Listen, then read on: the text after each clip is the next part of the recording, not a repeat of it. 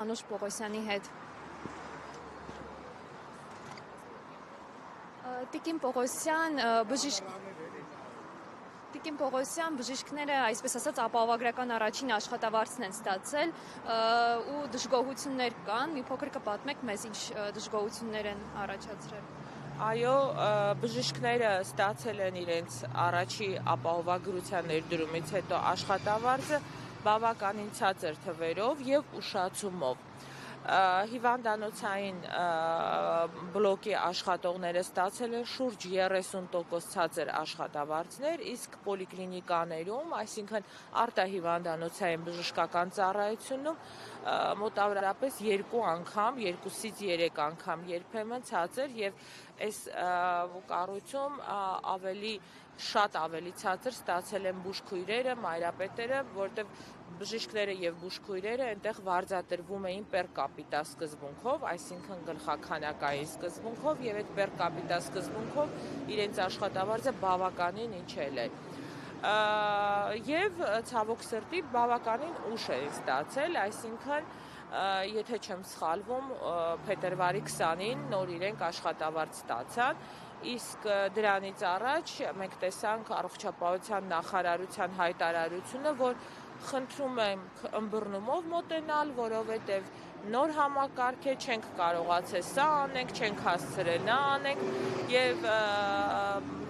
ցավալի է, որ այս բոլոր մարդիկ, որոնք որ ստանում էին ուշ աշխատավարձ, ունեին բազմաթիվ պարտավորություններ, բոլորը անհանգստացած գրում էին, որ իրենց բանկերի խնդիրներն են լուրջ խնդիր առաջացրել, այլ պարտավորություններ եւ այլն։ Սակայն մենք տեսնում ենք այսօր, որ առողջապահության նախարարությունը փորձում է դրա դեմ ինչ-որ գործընթացներ անել եւ այսօրվա մեր խնդրանքը հենց դրանում է, որ նստել կառուցողական դաշտում մեկ սեղանի շուրջ, լսել խնդիրները եւ փորձել համատեղ գտնել այդ խնդիրների լուծումները։ Ամենամեծ բացը ո՞րն է այս համընդհանուր ապահովագրության համակարգի, որը դուք մատնանշում եք։ Ամենամեծ բացը հախուռն մտնելն էր համակարգը, մեկնարկելն էր համակարգը, որովհետև առողջապահական ապահովագրությունը մեկնարկվեց առանց պատշաճ իրազեկման, թե բուժաշխատողներին իրենց անելիքների մասին, թե քաղաքացիներին ինչ իրավունքներ ունեն։ Երկրորդը դեկտեմբերի 31-ին հիվանդանոցների հետ Zoom հարթակում ինչ-որ փաստաթղթեր էին ուզում, այսինքն անգամ չունեին պայմանագրեր հիվանդանոցների հետ, սակայն հունվարի 1-ից մեկնարկվում էր համակարգը։ Մեր ապահովագրությունը ներդրվեց առանց հիմնադրամի ստեղծմանը եւ առ այսօր այդ հիմնադրամը անհասկանալի է ինչպես է ստեղծվել, ինչ աշխատողներով է ստեղծվել եւ այլն։ Ներդրման պահին, հունվարի 1-ին մենք ունեինք ապահովագրական հիմնադրամում 1 աշխատող, դա հիմնադրամի տնօրենն էր, որը որ ժամանակավոր պաշտոնակատար էր։ Բազմաթիվ իրավական ակտերի բացով նախագծային փուլում մենք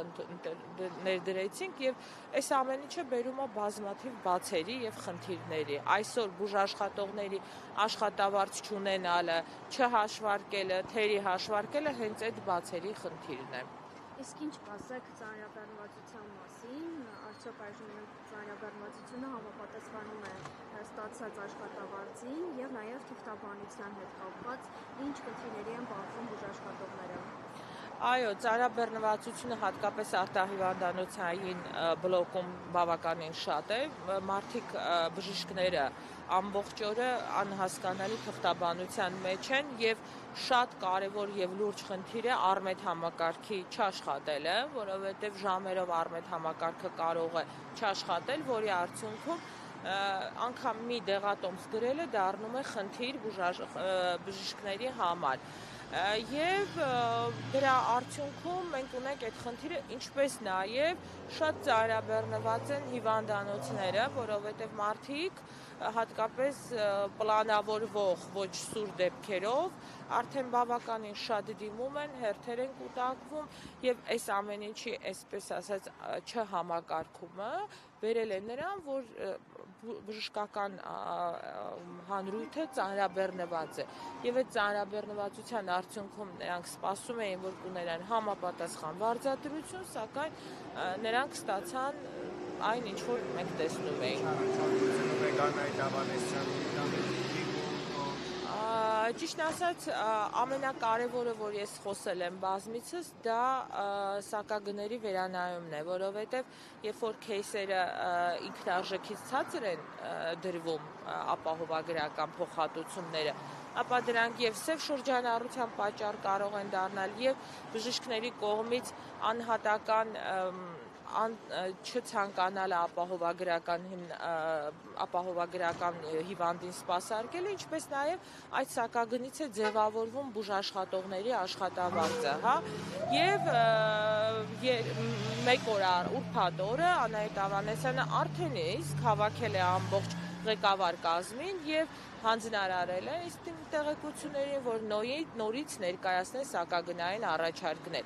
Այն հիմա շատ կարևոր փուլ է եւ դրա համար ենք մենք այսօր այստեղ խնդրում, որպեսզի լսեն մասնագիտական հանրույթին, նստեն մեկ սեղանի շուրջը, ճիշտ հաշվարկներ կատարվի, ճիշտ գնագոյացման հաշվարկներ կատարվի, որպեսզի եւ հիվանդանոցները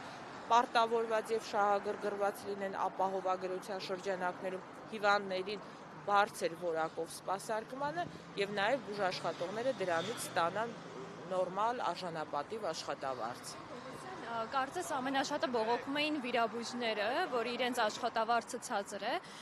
իսկ Տիկին Ավանեսյանը նշում էր, որ այդպես չէ եւ վիրաբույժները ստանում են բարձր աշխատավարձ, ինչ կասեք այդ մասին։ Ճիշտ ասած, իմ համար շատ տարօրինակ էր ապահովագրական հիմնադրամի, այսպես ասած, հարցազրույցը, որտեղ նա վիրահատությունները բաժանեց ռուտին եւ ոչ ռուտին վիրահատությունների աշխարհում նմանատիպ ստատիստիկայի կամ նմանատիպ դասակարգման ես չեմ հանդիպել, որ օրինակ խոլեցիստեկտոմիան դա ռուտին վիրահատություն է